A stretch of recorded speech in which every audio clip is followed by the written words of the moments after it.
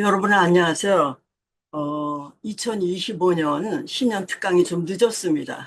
그 늦은 이유는 여러 가지도 있겠지만 지금 우리나라가 음, 어떤 그 큰 변혁의 시대에 있기 때문에 서로 이런 그 신년 특강을 할 수 있는 그런 어, 편안한 날이 없어서 결국은 이제는 하게 됐습니다. 여러분 토요일 날 이렇게 와주셔서 감사하고요. 오늘 주제는 음, 저도 이 주제를 택했을 때 과연 제가 여기에 어느 정도 적응할 수 있고 이걸 어느 정도 소화할 수 있는지 이런 거에 대한 의문을 갖고 시작을 했습니다. 그래서 어, 한번 이 주제에 여러분이 오늘 진지하게 생각을 해 보시고 앞으로는 이러한 생성형 인공지능과 우리가 어떻게 더불어 살아야 되는지 여러분의 모두를 완전히 바꿔야 되는 이미 그게 늦지 않았나 이런 생각을 하고 있습니다. 그래서 시작을 해보겠습니다. 자, 인공지능이라는 거에 가장 큰 그 소스는 인간의 뇌입니다. 아, 우리 인류에서 가장 머리가 좋다는 아인슈타인의 뇌는 사실 그 사람이 죽었을 때 그 병리학자가 그 뇌를 훔치게 됩니다. 그리고 아주 오랫동안 시간이 지난 다음에 이 뇌를 240개 조각으로 나눠서 이거를 학생들한테 제안하게 됩니다. 한번 연구해보자.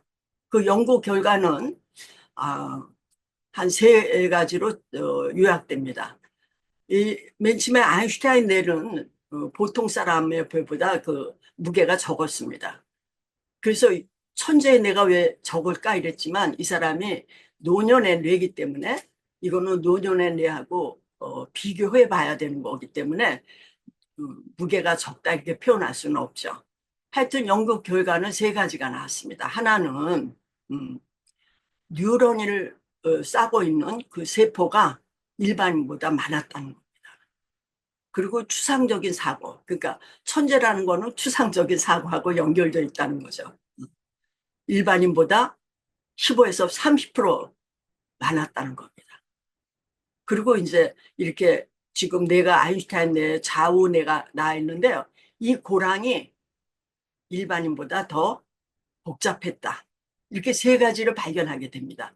물론 학습에 관련된 그 부분이 더 넓었다 이런 얘기도 있고 정설이 여러 가지 있습니다만은 그중에 학자들 중에 가장 이제 보편 타당한 얘기를 세 가지를 들고 왔습니다.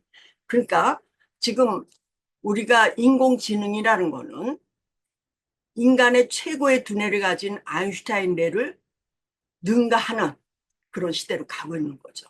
그러니까 지능은 인간이 갖고 있는데 이것이 인공적으로 만들었을 때 자연적으로 만든 지능보다도 더 심각한 그러한 최고도의 지능을 발휘할 수 있다.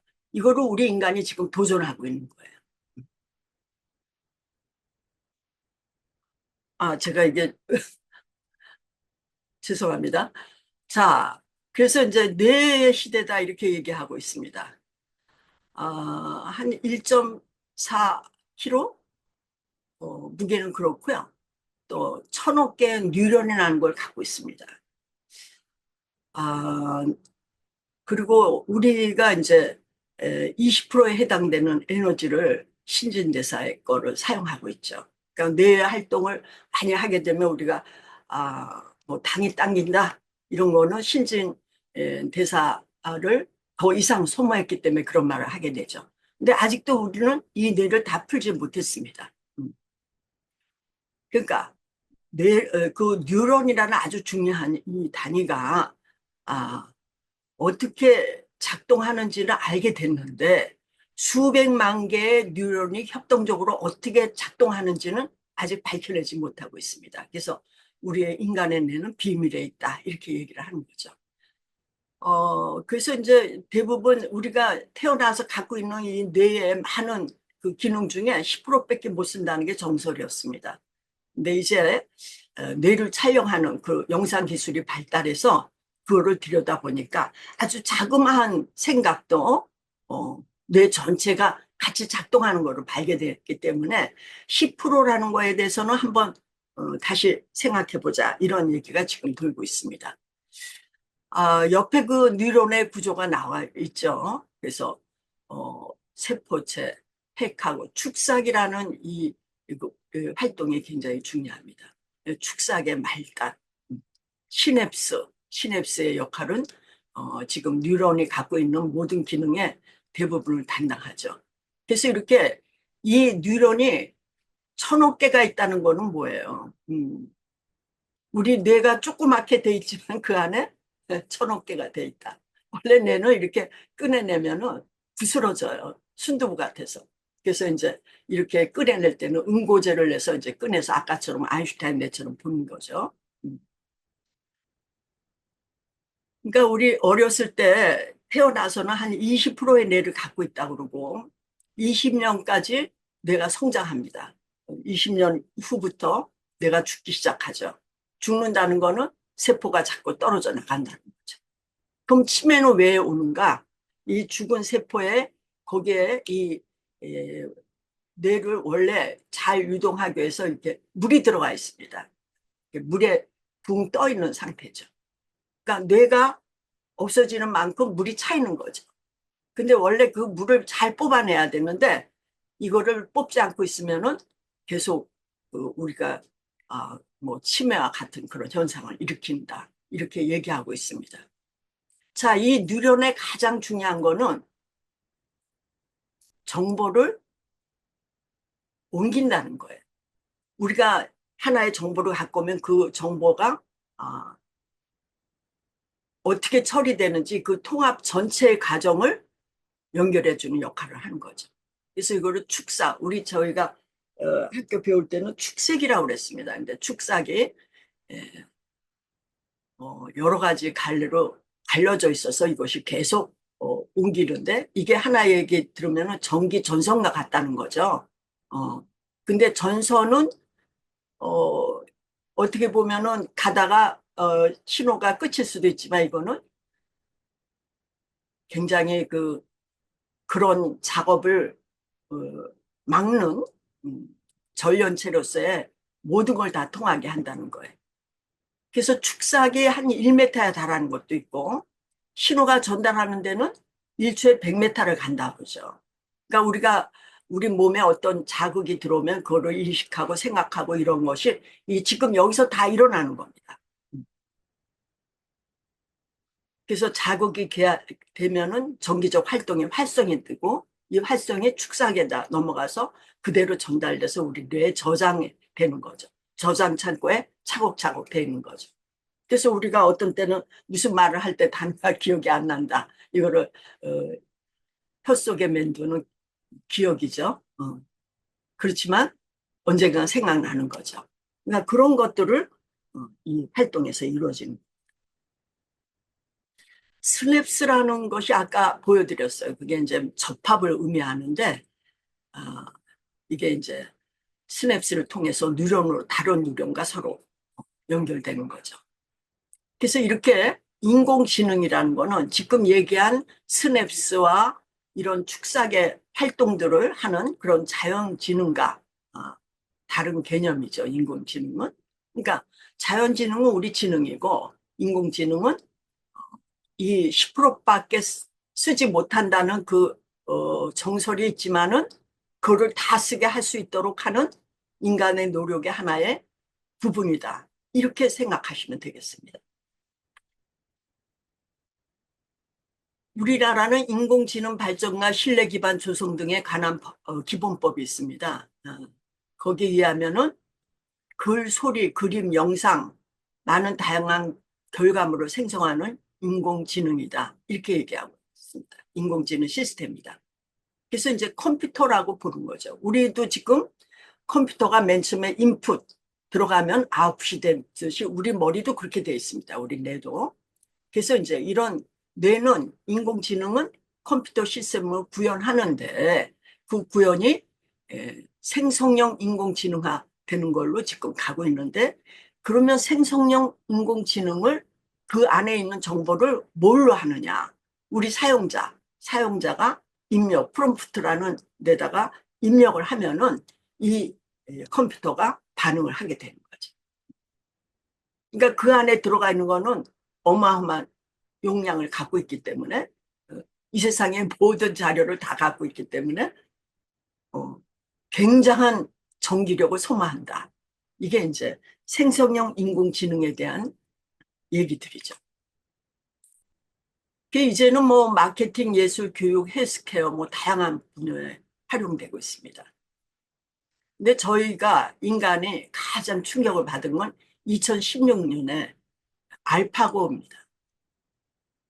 그러니까 이세돌이라는 구단을 4승 1패로 이기게 되죠. 그때 인간은 크게 충격을 느낍니다. 야, AI가 뭔가. 뭔지 모르지만 굉장히 위협적이라는 걸 느끼게 되죠. 근데 6년이 지난 후에 챗 GPT가 나오게 됩니다. 이 속도를 보세요. 이 속도는 가히 우리가 짐작을 하지 못하죠. 지금도 뭐 챗 GPT가 대표적이지만은 다양한 생성형 인공지능이 나오지 않습니까? 근데 3년 후에 2025년에 딥시크라는 거를 중국이 개발을 얘기를 하게 될 때 온 세계가 충격에 빠집니다. 왜 그럴까요? 이 생성형 챗 GPT를 만들 때는 어마어마한 돈이 들었고 그리고 어마어마한 전기력이 필요한 그런 단점이 있었습니다. 근데 이거는 아주 10분의 1의 노력으로 딥시크를 개발했다. 그때 우리는 화들짝 놀랐죠. 뭐 어저께도 우리 그 국가에서 AI에 대해 1조 원을 뭐 투자하겠다 이렇게 발표하는데 이미 늦은 거예요. 우리는 작년 12월 달부터 지금 정지된 상태에 있지 않습니까? 벌써 이게 3개월째 지나가는데 그동안 세계는 이렇게 변하는 거죠. 그래서 제가 지금부터는 저도 챗 GPT가 어느 정도인지를 여러분한테 보여주기 위해서 지금부터 발표하는 모든 내용은 챗 GPT를 통해서 나온 겁니다. 그리고 제가 깜짝 놀랐어요. 왜냐하면 제가 이제 4월 달에, 4월 초에 제 개인전을 8회를 하게 됩니다. 그동안 많은 일들이 있어서 제가 그림을 못 그려서 그림을 그려야 되는 상황이 빠졌기 때문에 사실 이 주제가 무거운데도 불구하고 이거를 접근하는 시간이 굉장히 타이트했더랬습니다. 그래서 제가 걱정이 됐어요. 야, 이 시간에 내가 이거를 해낼 수 있을까? 그래서 챗GPT한테 내가 생각하는 주제를 프롬프트에다가 물어본 거죠. 그래서 이 답을 얻었는데 제가 교수로서 이 답은 A뿔입니다. 그래서 거기서 이렇게 하는데 30분밖에 안 걸렸어요. 그래서 이 환경에 있다가 우리 사무실에 들어갔더니 우리 사무실의 직원들이 책상에 앉아서 컴퓨터에서 일을 하고 있는 거예요. 그러니까 저는 마치 21세기의 환경에서 우리 사무실이 20세기의 환경으로 간 것 같은 착각을 그 순간에 느꼈어요. 이 AI 생성형 인공지능이 이런데 우리는 아직도 20세기식으로 일을 하고 있구나. 음. 우리 직업 상담이 바로 이런 거에 대한 문제고 이거는 뭐 직업 상담뿐만 아닙니다. 온 영역에서의 문제입니다. 그래서 이들이 어떤 원리에 의해서 움직이는지를 제가 물어봤습니다. 이들이 제시한 게 이렇습니다. 첫 번째는 데이터를 학습한다는 거예요. 그러니까는 문자 구조, 어휘, 문법 이런 걸 학습하는 거죠. 그래서 이들은 전 세계의 모든 자료를 학습했습니다. 생성형 모델은 확률적인 방법을 사용해서 새로운 데이터를 결과를 내는 거예요. 근데 제가 이걸 계속 써보면은요, 거의 비슷한 답을 해요. 실제로. 아직은 초기 단계에 네, 그렇습니다. 그리고 하나, 이들이 학습한 거기에서 집착하고 있어요. 그래서 제가 다른 걸 가르쳐 주려면 거부하고 있습니다. 그러니까 아직도, 그러니까 우리가 원하는 답을 얻을 때는 얘네들이 시간이 있어야 되는 거고, 그 우리 시간 동안에 우리는 A와 관련된 생성형 인공지능을 우리한테 받아들이는 이게 필요하다는 그게 요점인 겁니다. 음. 여기 아주 중요한 게 있는데 적대적 생성 신경망입니다. 저는 이 생성형 인공지능의 원리를 이 세 번째 적시된 저걸로 했다는 데 놀랐습니다. 이거는 아주 대단한 우리 인간이 여태까지 살아온 것을 다 이런 원리로 돼 있었지만은 이 원리를 여기다 집어넣은 거예요. 그건 뭐냐? 하나는 가짜 데이터를 생성하고 있고 하나는 진짜 데이터를 어, 구별하려고 하는 이 두 개의 싸움을 얘기합니다. 우리도 그렇지 않습니까? 뭐 지금도 더 그렇죠. 많은 정보가 오면 그 정보가 참인지 가짜인지 이걸 알려고 하죠. 가짜의 논리로 가다가 진짜의 논리로 또다시 그걸 뒤엎고 이런 과정을 갖고 있는데 이 생성형 인공지능의 가장 중요한 원리는 여기에 있습니다. 그래서 가짜, 진짜에. 근데 가짜는 너무나 진짜같이 해. 진짜는 그 가짜로 구별하기 위해서 엄청난 노력을 하죠. 이게 챗GPT에서 일어나는 뭐 생성형 인공지능이죠. 그래서 이제 그들이 이 정보는 가짜고 이건 진짜다라는 걸 해서 이거를 샘플링화 해가지고 우리한테 자연어로 처리해서 우리한테 주는 거예요. 그러니까 뭐 이 세상의 모든 정보를 문자를 다 습득한다, 학습한다. 그 학습한 거를 가짜, 진짜로 계속 논해서 가장 진짜인 거를 우리한테 준다. 그래도 허술한 게 너무 많다는 거를 저는 알게 됐습니다. 그래서 제가 진짜 가짜를 좀 한번 봤습니다. 아까 적대적 생성 신경망이라는 그런 모델이 있습니다. 그러니까 얘네들은 각각의 모델을 개발했고 그 모델에 의해서 움직이는 거예요. 그래서 생성자, 판별자가 있습니다. 생성자는 가짜를 만들죠. 판별자는 이게 가짜인지 아닌지를 보게 되는 거죠. 그래서 구별 과정이 있습니다. 그 시스템 내에서도 무작위로 데이터를 생성합니다. 생성자는. 하여튼 비슷하게라도 하려고 애를 쓰죠. 그러다가 판별자는 가짜 이미지와 실제 데이터를 구별하는 역할을 합니다. 그래서 이거를 진짜냐 가짜냐 라벨을 붙여서 생성자에게 전달하게 되죠. 그래서 둘은 서로 경쟁하는 관계예요. 생성자는 너무 재밌지 않습니까? 판별자가 가짜를 진짜로 착각하도록 노력해요.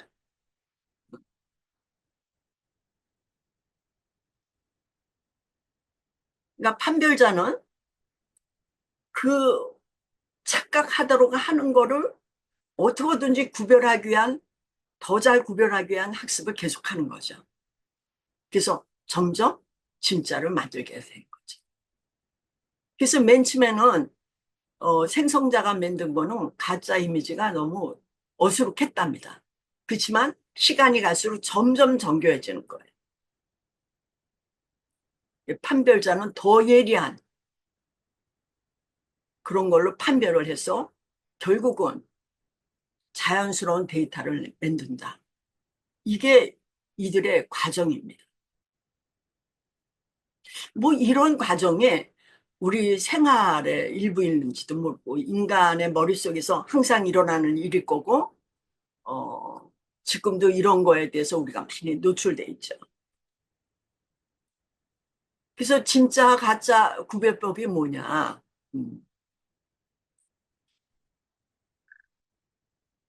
이 자꾸 노력을 하게 보니까 생성형은 아주 사실적인 이미지, 텍스트, 음악 이거를 생성할 수 있게 되죠. 그래서 우리가 어, 생성형 인공지능에다가 뭐 누가 누구를 결합해서 어떻게 해달라 그러면은 거기에 맞는 걸 내보내죠. 어색하더라도 하여튼 내보낸다는 거죠.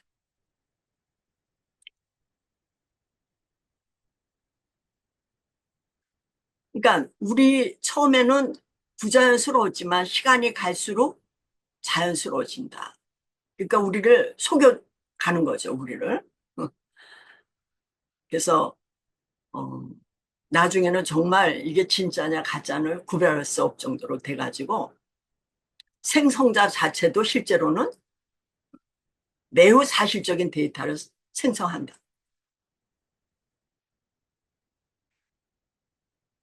시사점은 이거는 제가 이제 챗GPT에 대한 물어본 거 그거에 대한 저의 그 제가 하고자 하는 얘기 이렇게 준 겁니다.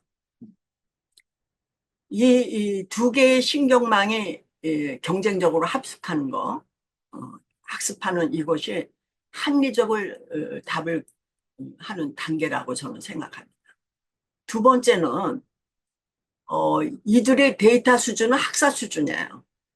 그리고 굉장히 일반적인 수준을 보여주는데 전문성을 요하는 거는 석사 수준이지만 음, 심화 질문은 석사 수준에 다소 부족할 수 있습니다. 그리고 이들의 일상적인 대화는 고등학교 수준으로 나타나고 있습니다. 그러니까 이들은 굉장히 점잖아요. 말도 굉장히 교양이 있고 가장 표준적인 언어를 써서 우리한테 제공하죠. 어떤 사람은 외로울 때 여기다 얘기를 합니다. 나는 이런 상태로 외롭다 그러면 이들이 위로해줘요. 그러니까 어떻게 보면은 친구일 수도 있어요. 우리가 어떤 그 학문적 용어가 어려울 때 이들한테 넣으면은 그를 가장 좋은 답을 구해서 줍니다. 석사, 학사 이상의 거를 제시하죠. 제가 어떤 분야에 대한 창고 문헌이 없다 그러면 쫙 내려놔줘요. 그러니까 비서죠, 비서. 그러니까 다양한 역할을 하는 거예요. 이 이게 로봇은 아니지만 뭐 우리가 로봇이라면 사람과 같이 생긴 이런 걸 얘기하는데 그건 아니지만 이미 로봇인 거죠. 그죠? 내가 그냥 프롬프트에다가 쓰기만 하면은 얘가 반응해주는 그런 로봇이라는 거죠. 그래서 제가 어, 우리 직업 상담이 어떤지를 얘네들한테 물어봤습니다. 그래서 일반 상담과 비교해서 어떠냐? 왜 그러냐 하면은 저의 목적은 생성형 인공지능을 직업 상담한테 도입하려면 우리가 어떤 준비를 해야 되고 우리가 어떤 노력을 해야 되는지를 알아야 되기 때문에 그리고 이들이 많은 데이터 가지고 하기 때문에 우리보다 데이터가 많은 데가 일반 상담입니다.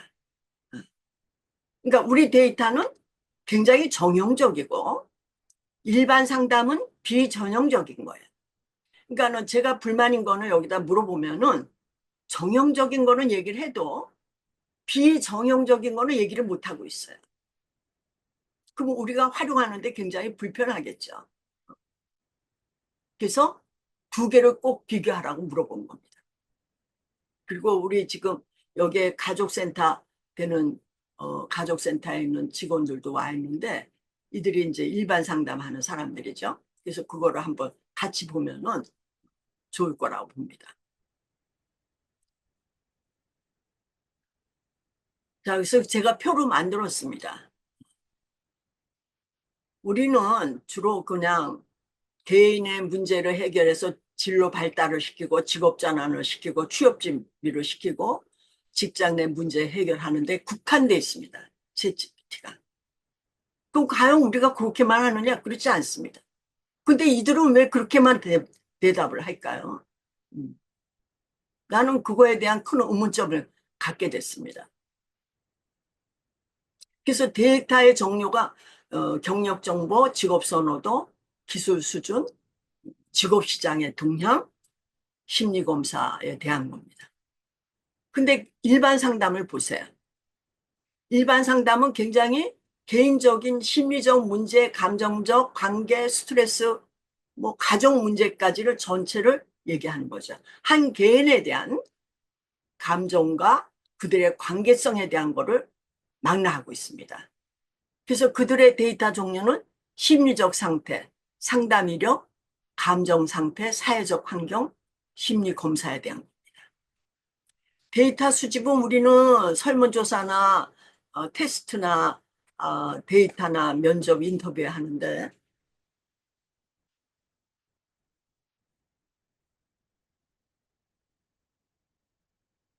그러죠. 응. 죄송합니다. 이들은 심리평가하고 일반적 대화, 가족관계나 자기보고 설문 이런 걸로 하고 있다고 얘기하고 있습니다. 제가 이제 제일 중요하게 본 거는 분석가 모델의 접근법입니다. 추천 시스템, 진로 발달 경로 모델, 직업시장 분석, 성격과 직업 매칭으로 우리는 자료를 분석하고 접근한다 이렇게 보는데 일반 상담은 감정 분석, 심리적 평가, 행동 분석, 정신건강 경로 분석이에요. 그러면 지금 우리는 사실은 앞에 있는 직업 상담에서 제시된 네 가지 접근 모델 플러스 일반 상담이 갖고 있는 네 가지를 다 하는 그럼에도 불구하고 우리는 늘 저렇게 한쪽으로만 얘기돼지고 있죠.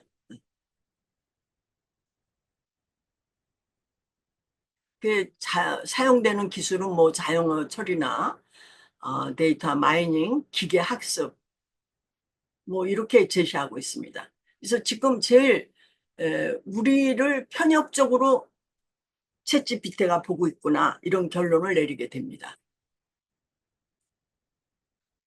그래서 실사점을 보면은 아까 얘기했듯이 우리 직업상담은 지금 얘네들이 제시한 챗GPT에서 제시한 직업상담뿐만 아니라 일반 상담도 포함되고 있다. 그리고 지금 과연 그러면 또 우리한테 반성의 의미가 있는 거죠. 개인별 직업 추천 모델을 하고 있느냐?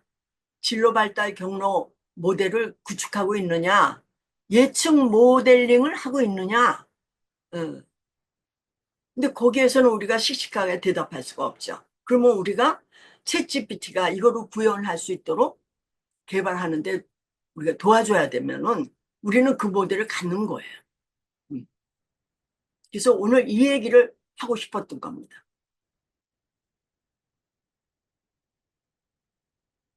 그래서 제가 물어봤습니다.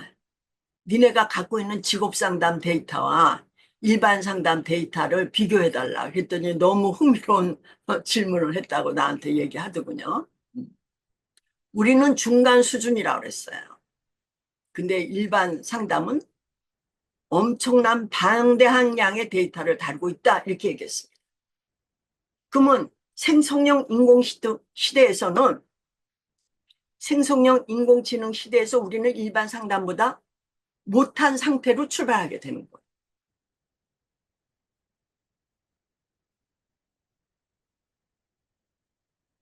그래서 또 제가 물어봤습니다.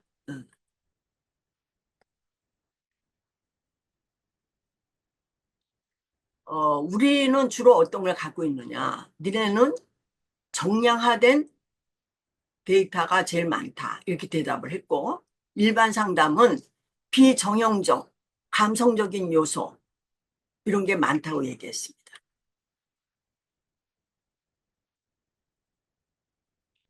데이터량을 비교를 거기에 했습니다. 비교한 거에 의하면은, 이들은 일반 상담은요, 그들의 상담의 내용의 그 대화까지도 이들이 갖고 있어요, 데이터를. 그러면 우리는 뭐, 어, 구치를 한다. 그럼 우리 상담원이 상담, 음, 일지를 쓴다. 그러면 이런 게 다, 이게 뭐 국가기관이 갖고 있어서 그런지 모르지만은 그런 상담 내용들이 다 여기 돼 있어가지고 실업자의 어떤 패턴은 어떤 식의 걸로 흘러간다는 모델에 의해서 그들의 행동을 예측해야 되는데 우리는 이런 게 들어가고 있지 않은 그냥 직업의 시장이 뭔지, 어, 또 지금 뭐 직업 성향에 어떤 트렌드가 있는지 이런 거에 아주 역점을 두고 있다는 거죠.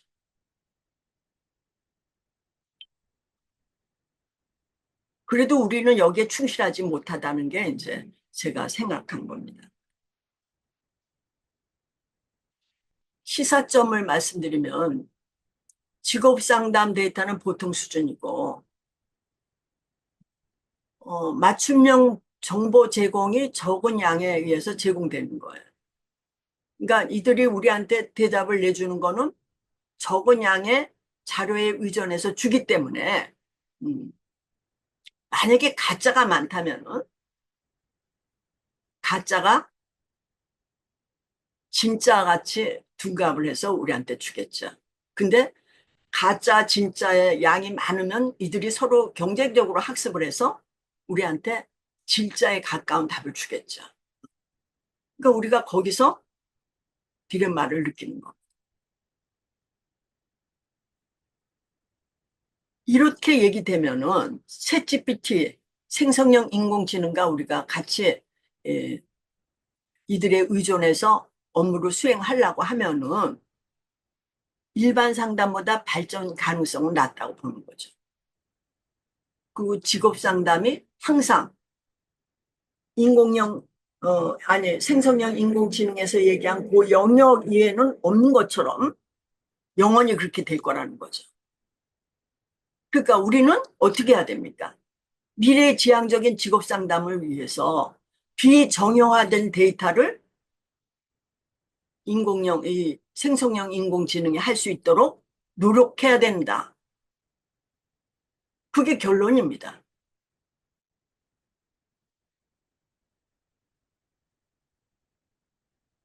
그래서 이들과 어떻게 연계를 해야 될 건가에 맨 처음에는 데이터 수집을 이들이 잘 할 수 있도록 실업과 감성적 데이터를 우리가 넣어야 됩니다. 지금 우리 분야에 많은 인재들이 있고 오랫동안 상담을 했습니다. 근데 상담과 경험상으로 갖고 있는 실업에 대한 많은 그 실업자뿐만 아니죠. 구치가 갖고 있는 그런 그 취약계층에 대한 그런 사례들이 녹아져서 데이터화 돼야 되는데 요 중간이 끊긴 거예요. 그러니까 실업을 경험했을 때 심리적 고통과 감정적 변화, 실업에 대한 태도 이런 게 중요하죠. 제가 물어봤습니다. 실업자가 언제 그 취업처를 놓고 갈등을 부딪히냐. 그 또 경우의 수로 또 들어가는 거죠. 그 실업자가 일생 동안에 6개월, 1년 반복적인 실업을 한 사람이라면 그 사람의 의사결정을 못 내릴 때 어떤 상황 때문에 그러냐. 두 번째로 단계로 넘어갔지만 첫 번째 단계와 두 번째 단계는 거의 비슷했습니다. 그럼 세 번째 또 들어간다? 그건 똑같은 거겠죠. 그러니까 이들이 갖고 있는 데이터는 그것밖에 없는 거예요.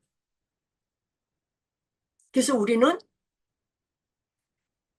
인터뷰하고 상담에서 만나는 거하고 설문조사 이런 다양한 방법을 통해서 수집된 이런 감정 분석 데이터 이런 것까지도 계속 생산해내야 됩니다. 그래도 저한테 가끔 전화가 옵니다. 우리 제자들도 그렇고 저를 아시는 분이 요번에 책을 썼습니다. 그리고 저한테 보내세요. 그래서 저는 굉장히 즐거워합니다. 그게 바로 여기 데이터가 되는 거거든요. 그래서 여러분의 그런 많은 활동들이 이거를 튼튼하게 할 수 있다 이렇게 생각이 됩니다. 근데 실제로 생성형 인공지능의 데이터를 어떻게 보낼 거냐 우리가 생성을 해서 여기에 이제 관건이 있는 거죠. 그러니까 데이터를 정제해서 처리할 수 있는 형태로 우리가 미리미리 개발을 해야 된다는 거죠.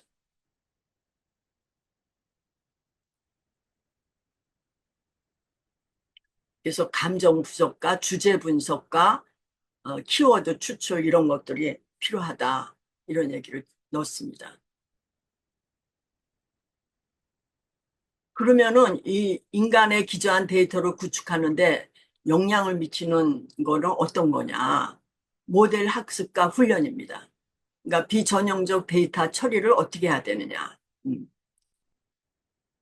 또 실업에 따른 감정과 심리적 패턴 이런 거에 대한 테스트 데이터가 필요하고 또 그 훈련 모델의 복잡한 데이터 특성 이게 다르다는 거죠. 그러니까 여기서 나오는 모델이라는 거는 실제 우리가 공부를 많이 해야 돼. 저도 이게 자신이 없습니다만은 그래서 이 우리가 저 모델에 접근할 수 있도록 데이터 생산과 데이터 생산을 해서 이들한테 제공해서 우리의 업무가 굉장히 편안하게 그러니까 아까 말씀드렸어요. 제가 시간이 없어서 이 큰 주제를 일주일 만에 제가 이렇게 발표할 수 있을까? 엄청난 압박이 있었는데 30분 만에 이들이 답을 해줬다는 거예요. 그러니까 여러분도 이들을 이용하면은 그 많은 업무에서 벗어나서 아주 다른 색다른 시간을 갖는 그게 올 수 있는 거죠. 음. 그렇지만 이제 윤리적인 문제가 중요하다는 거죠. 개인적인 데이터를 쓰기 때문에 그래서 그 내담자한테 동의를 얻어야 된다. 이거는 뭐 우리가 익히 알고 있는 겁니다.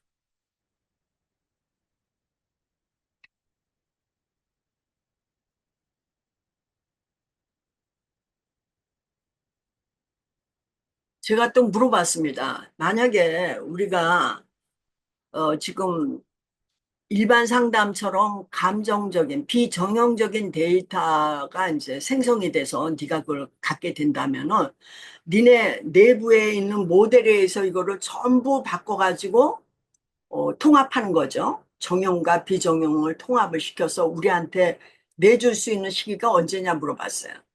그랬더니 데이터 수집은 1년 이상, 음, 정제 처리는 아주 금방 된다는 거예요. 모델은 이제 훈련 모델 이런 거는 1년 이상 하고 윤리적 법적 근처도 수개월이라는 거죠.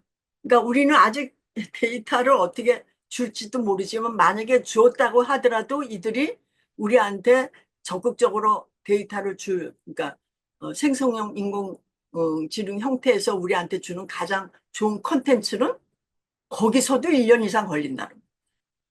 그러니까 우리 분야는 다른 분야보다 벌써 이만큼 늦었다는 얘기죠. 음.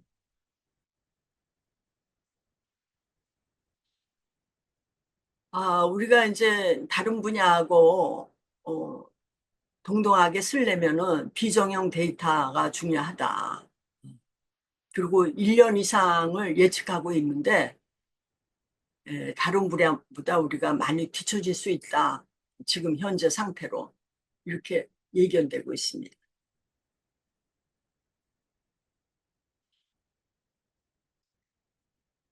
어,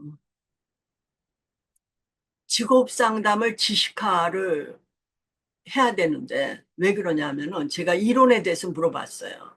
근데 이따가 나오겠지만 그 이론도 이들이 갖고 있는 이론은 아주 옛날 올드 패션에 새로운 이론에 대해서는 우리 거로 인정을 하고 있지 않아요.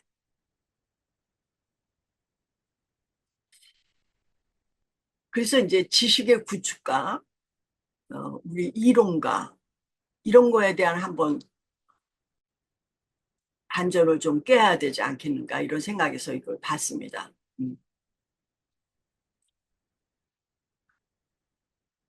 주로 이제 그 정형적인 거는 현재 우리가 뭐 고용노동부나 또 우리가 쓰는 방법이나 이런 거에 대해서 주로 수집되고 분류되고 체계해야 됩니다. 그래서 우리나라도 통계청에 가면 표준 그 데이터가 있습니다. 그거는 항상 국민한테 개방하죠. 그리고 1년 내내 계속 축적이 되는 거죠. 그러니까 우리도 그런 데이터망이 있어야 되는데 이게 고용노동부가 운영하고 있죠. 고용노동부나 또 아니면은 각 우리 관련된 연구기관에 거기서 이제 빅데이터를 가지고 운영하고 있는데, 그 중에 우리가 참고할 수 있는 건 있지만 상담에 직접 현장에서 지금 내담자를 앞에 놓고 내가 지금 부족한 직업 상담의 기법을 이 사람한테 어떻게 적용하는 게 더 좋을까라고 물어볼 때 나오는 답은 없는 겁니다. 어찌됐건 지금 여기 나온 정형적 지식 구축은 많은 노력을 했다, 그동안. 20세기 버전으로 지금 존재하고 있다. 이렇게 얘기될 수 있습니다. 비정형적은 어떻게 해야 되느냐.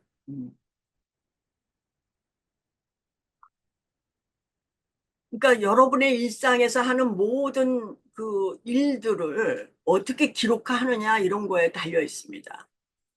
지금은 우리가 얘기하면은 딱 컴퓨터가 받아 쓰죠. 받아 쓴 걸 다시 검토해서 정말 그 정확한 발음으로 저장을 해놓고 이런 부단한 노력이 있어야 된다는 걸 보는 거죠.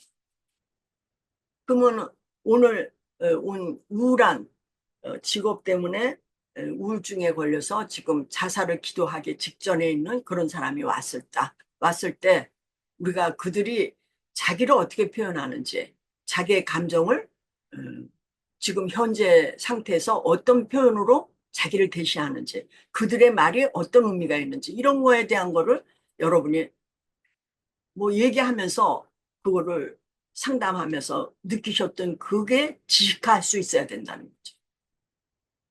지식이라는 건 뭐예요?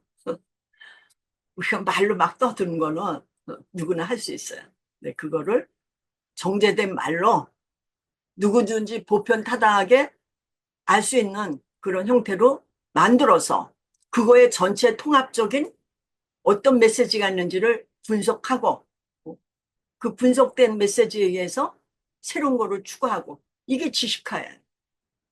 그러니까 여러분은 뭐 그것까지는 할 수 있었어요. 여태까지는 다 그렇게 했어요. 근데 요 지식화 과정 이것이 우리가 어, 아주 부단히 노력하지 않으면은 우리 분야는 생성형 인공지능이 보편화되는 시대에 뒤처진 분야로 있게 된다는 거죠. 그래서 여러분이 이 대화형 데이터 지식화에 노력을 해 주십사 이렇게 부탁을 드립니다. 그 다음에는 이런 걸 많이 봤을 때 갖고 있는 또 경험에서 오는 지식이 있습니다. 이건 통찰력이 필요하겠죠.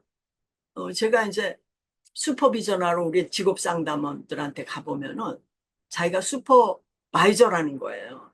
그래서 어떻게 슈퍼바이저냐 그랬더니 오랫동안 해서 척보면 안다는 거예요.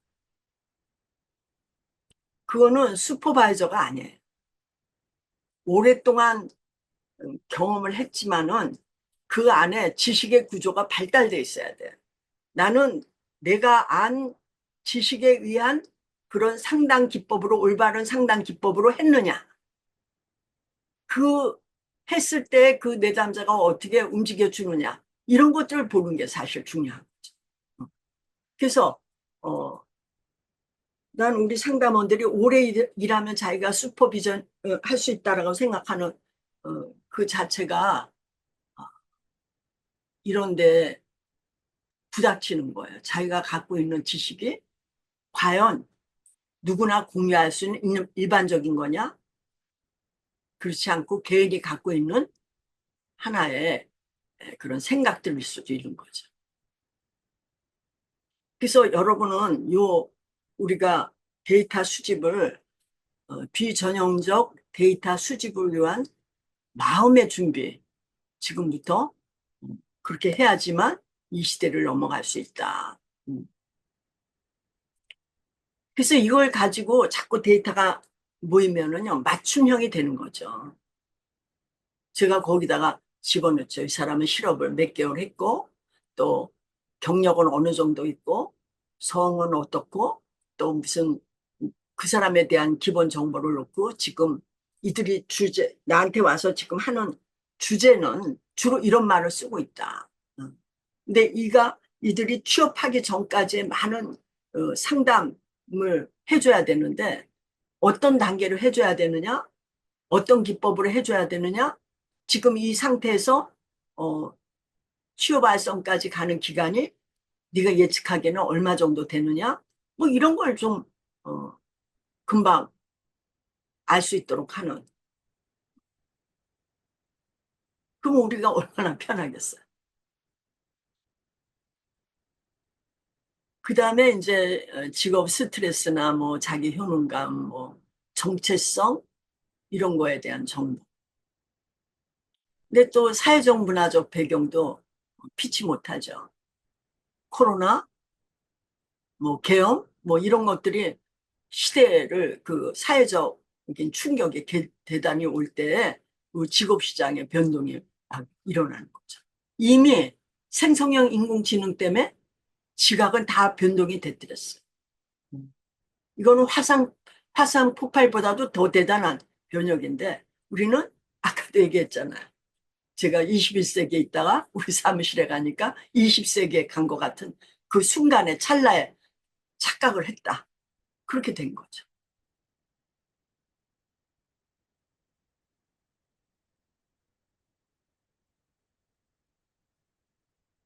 이게 이제 감정을 분석한다는 거는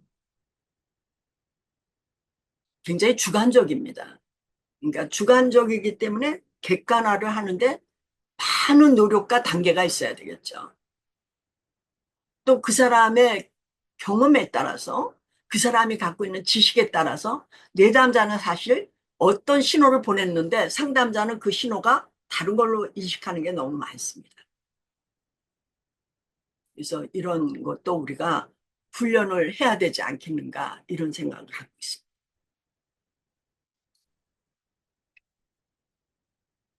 그러니까 정형적인 것과 비정형의 지식의 합함이 이 두 축이 우리가 정형적인 거는 어느 정도 갖췄다 하지만 비정형적인 것에 대해서 주장해야 됩니다. 그래서 제가 이제 고용노동부에 음, 가족들 상담에 할 수 있는 그 기관 모집이 있었어요. 그래서 들어갔더니 그들이 다 놀래는 거예요. 직업 상담이 어떻게 가족 상담 하는데 제안서를 낼 수 있느냐? 나는 그렇게 무서운 편견을 가진 사람들을 처음 봤어요. 어. 그 직업 상담은 그냥 취업만 시켜주는 줄 알고 있어. 근데 인간이 가장 괴로운 게 뭐예요? 직업이 없으면 어떻게 돼? 돈이 없어. 돈이 없으면 살 수가 없기 때문에 자살의 경계에 항상 가 있는 거예요. 대단히 중요한 문제를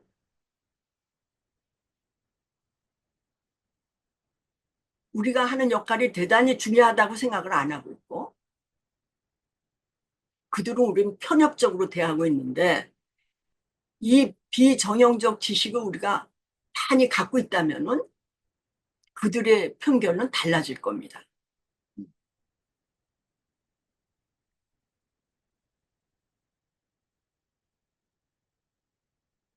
이렇게 되면 우리가 AI 기반 상담 시스템으로 넘어가는 거예요. 여기서는 구조화된 정보, 대화형 분석 모두 반영해서 맞춤형 직업 상담이 나올 수 있죠. 그러니까 우리는 돈 안 들이고 거대한 시스템을 하나 옆에다 두고 있게 되는 거죠. 그 대신 우리는 노력을 해야 되겠죠. 비정형 데이터를 만들어서 생성형 인공지능에다 주어가지고 그들이 그거 가지고 열심히 노력해서 우리한테 시스템으로 우리를 막 해준다. 얼마나 놀라운 세상이에요. 음? 저는 생각만 해도 즐겁습니다. 그래서 여러분한테 데이터 생성 훈련이 필요하다. 그래서 이제 저도 우리 공동훈련센터에다 요구할 겁니다. 여기에 관련된 그런 교육과정을 내년부터 이미 어, 올해는 끝났기 때문에 내년에 활발히 운영해서 그 데이터를 가지고 경진대회도 열고 아니면은 그 어떤 플랫폼을 만들어서 임시라도 우리가 그 플랫폼의 회원이면 갖다 쓸 수 있는 그것이 걔네들이 뭐 플랫폼도 갖고 가니까 생성형 인공지능이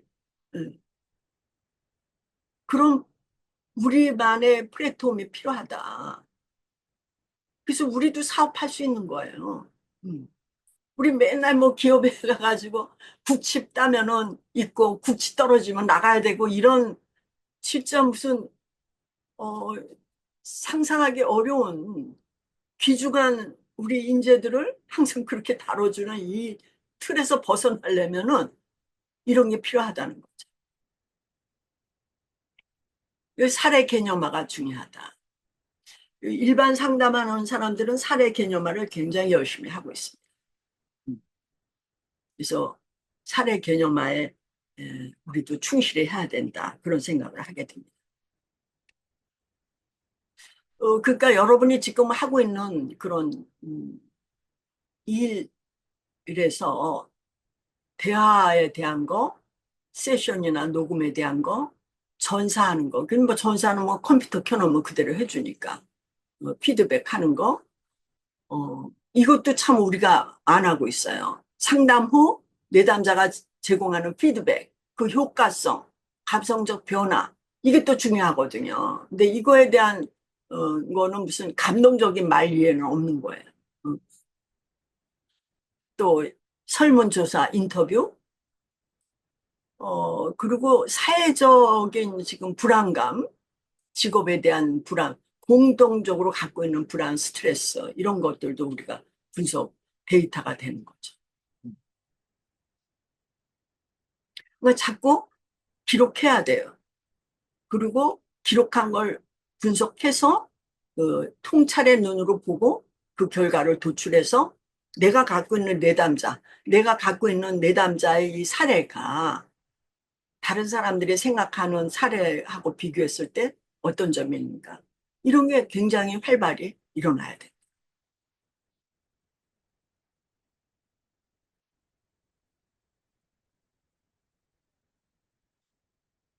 아, 그래서 이제 저희가 학생들의 논문에도 제일 중요하게 본 게 제가 주제 분석입니다. 내담자가 어떤 말을 했느냐. 그러니까 인간은 그 많은 언어 중에 왜 순간적으로 그 주제를 선택했을까요? 음. 그럼 그 마음을 대변하는 거예요. 주제 분석은 대단히 중요하고 우리 직업 상담에 매우 독특한 기법입니다. 그러니까 그거를 이제 에, 주제 분석을 자꾸 하게 되면은 지금 얘기한 직업 상담 자료들을 구축하게 되는 거죠. 어, 제가 언젠가 얘기했지만은 어, 우리가 인간을 볼 때 그들의 생각을 읽고 그들의 그 마음을 알아내는 거는 여러 가지 방법이 있습니다만은 맨 처음에 그들이 입고 온 그 옷차림이라든가 또 눈의 움직임이라든가 안면의 근육의 움직임이라든가 어떤 말을 했다거나 이런 것이 다 우리가 한테 단서가 되는 거죠. 그러니까 형사는 사람이 죽었을 때 딱 이걸 다 살펴보고 이 사람이 무슨 직업을 가졌고 음, 어떤 상황에서 지금 살해됐는지 이런 것들을 추출해내는 기술이 있듯이 우리도 그런 거죠. 근데 그거를 더 정교하게 할 수 있는 그런 툴이 있다면 얼마나 좋겠습니까? 그게 주제, 아까 같은 자연어 처리, 또 주제와 모델링 하는 거, 이런 것도가 연관되어 있습니다. 그래서, 여러분도 이 주제 분석을 좀 어려운 작업이지만 이런 걸 통해서 점점 내 일하는 작업장에서 일하는 그 활동들이 더 명확하고 더 과학적인 방법으로 일을 할 수 있다. 그런 단서를 준다. 이렇게 생각하시면 됩니다.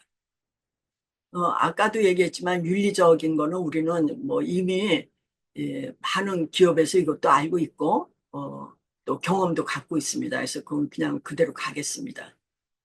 심리적 분석과 모델링. 그래서 여러분이 심리학에 대한 공부도 좀 하셔야 됩니다. 어, 그 비전형 상담 데이터를 머신러닝 모델로 훈련시킨다. 여기까지가 지금 우리가 어, 집중적으로 해야 될 일이라고 봅니다. 그래서 이제 상담 시스템을 만들어내는 거죠. 대화형 AI 모델 개발을 한다. 사용자 맞춤형 피드백 제공한다. 그리고 지속적으로 피드백을 해서 모델을 개선하고 데이터를 추가 갱신한다. 그러니까 생성형 인공지능의 단점이 뭐예요? 저들은 미래를 못 본다는 거예요. 여태까지 나온 자료 이외에는 갖고 있는 게 없어요. 미래 예측에 대한 자료는 있다고 있지만 그 예측은 그때 예측에서의 예측이지 지금은 달라지는 대로 내용이 틀려지죠. 그러니까 이들이 갖고 있는 건 미래가 없다는 거죠. 그래서 혹자는 이게 직업 상담하고 안 맞다고 얘기해요. 미래가 없기 때문에. 그렇지만 미래를 예측하는 건 과거에 있기 때문에 반드시 이거를 알아야지만 우리가 미래를 아는 거예요. 근데 이들은 우리의 데이터 가지고도 지속적으로 얘기해 주면은 모델을 개발해 주겠다는 거고 그 모델을 한 번 쓰는 게 아니라 개선을 할 수 있도록 우리가 후속 데이터까지 지속적으로 줘야 된다는 거죠. 끊임없는 노력이 필요하다. 이런 얘기. 그러니까 우리들이 어떻게 노력해야 될 건지를 과제를 제시했습니다. 이들이 지금 우리한테 준 얘기는 이 현재 작업하는 작업량의 수준과 질을 개선을 가져와서 모든 상담원들이 평준화가 되고 전문화를 가져올 수 있다. 왜냐, 직업 상담이라는 거는 여러 가지 공부를 해야 돼요. 근데 인간이 여러 가지 공부를 어떻게 합니까? 기반은 심리학에 두고 다양한 거를 알아야 되는데 지금 우리 직업 상담원은 심리학을 모르는 분, 다양한 거를 알고 있지만 또 심리학을 알면서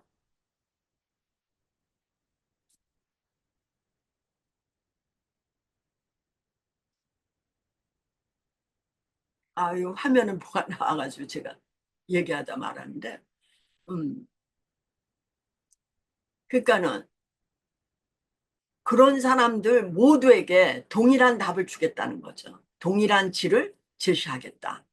음. 그래서 이런 거를 하려면 여러분이 자기의 내용을, 자기의 그 정보를 어떤 틀에 의해서 어떻게 얘기할지를 에, 보기 위해 가지고 그거에 대한 틀을 만들고 그거에 대한 교육 연수가 필요하다. 이런 얘기를 했습니다.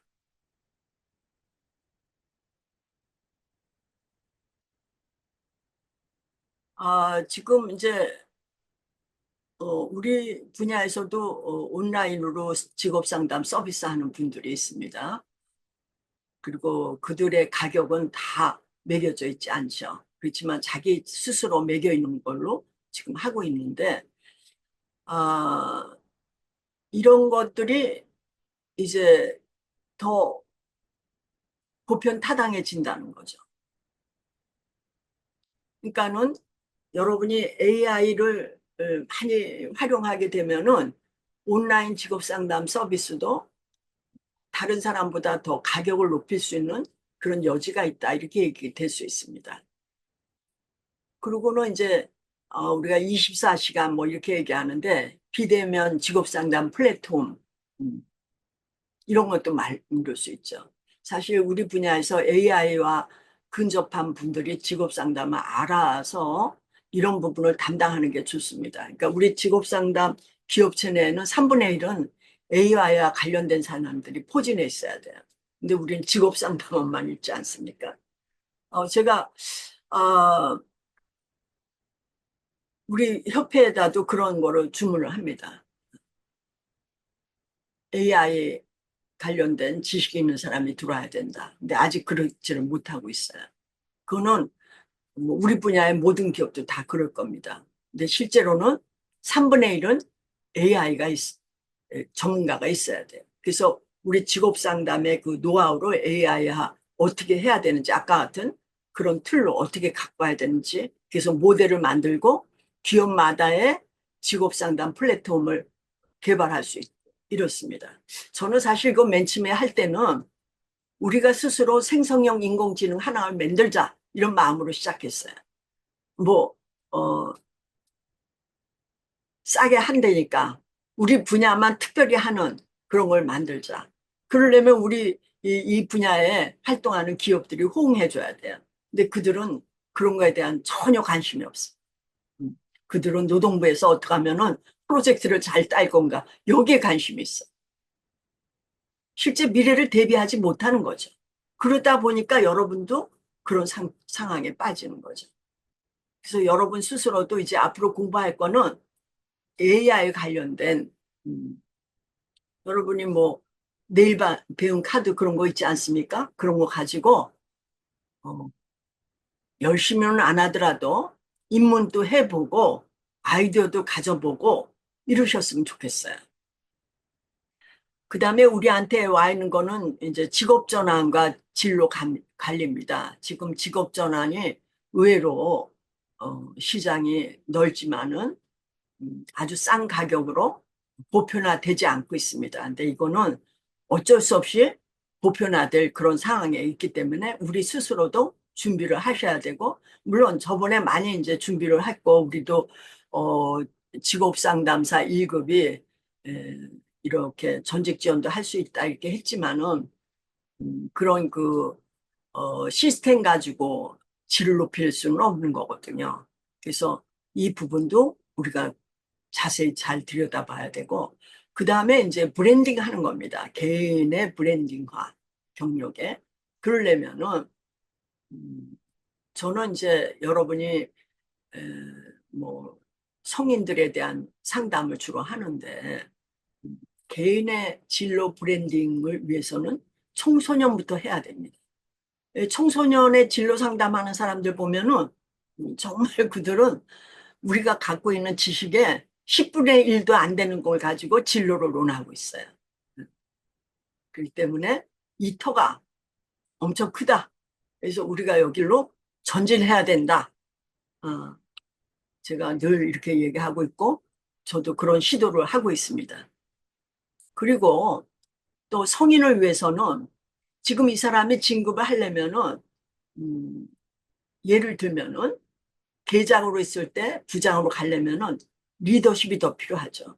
네트워킹 하는 기법이 필요하고 그런 거를 특별히 상담해 줄 수 있는 전문 상담소가 필요하다.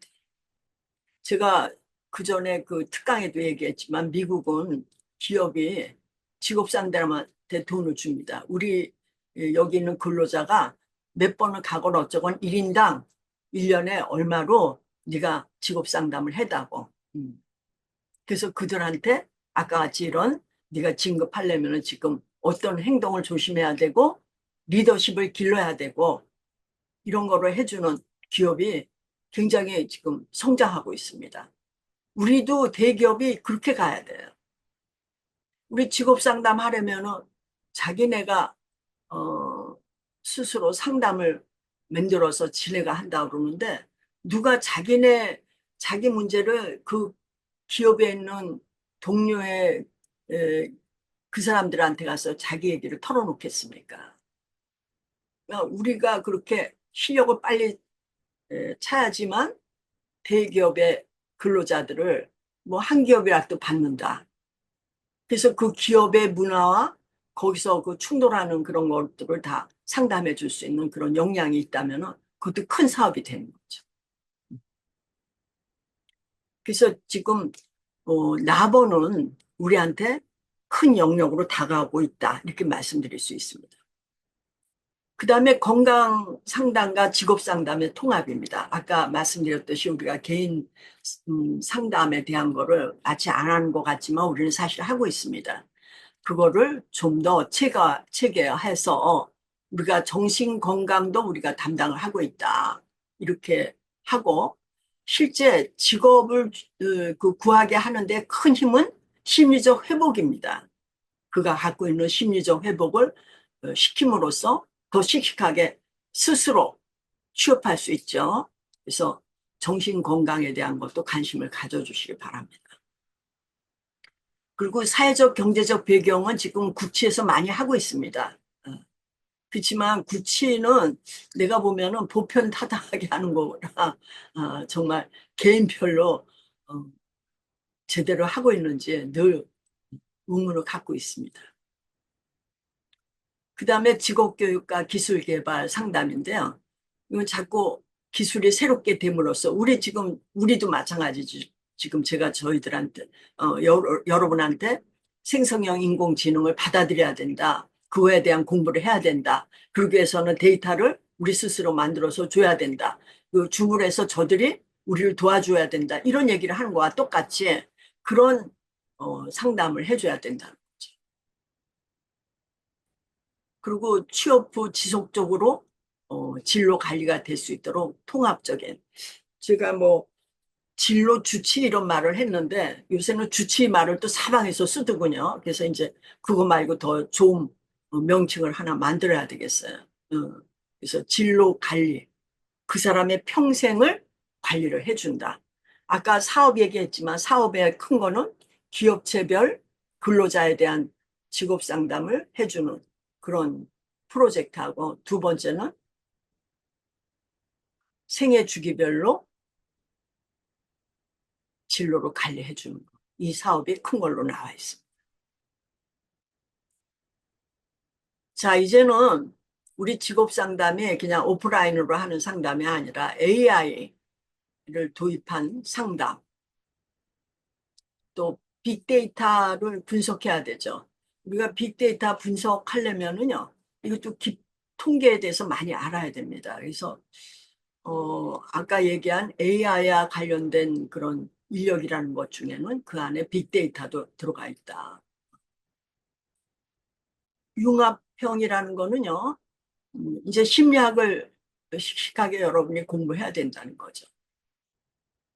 그리고 이제는 직업 세계가 뭐 하나 잘 안다고 해서 있는 게 아니기 때문에 융합적인 인간으로 어, 그 전환할 수 있도록 진로가 개척될 수 있도록 우리가 도와줘야 되는 거죠.